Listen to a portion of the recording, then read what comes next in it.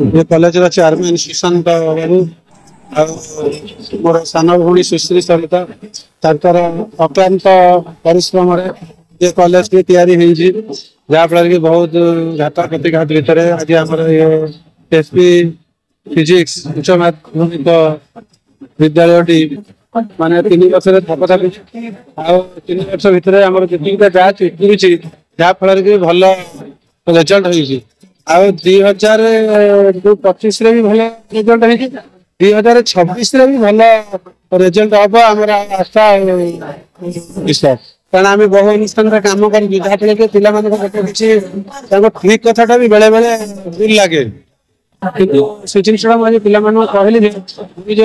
कथा सब आशीर्वाद मो निज लाइफ रे जो गोटे कॉलेज चाकरी करी बर्तमान भी आरपी इंजीनियरिंग कॉलेज जो बाबू मत गाड़ी दिखती से कथाटा मत किंतु राग लगे किंतु माँ मत सब टाइम बुझा देख बापा तुम घर कौन बापा माँ गाड़ी दौना किंतु बाबू गाड़ी आउ से कॉलेज जहाँ माँ बोली डाकू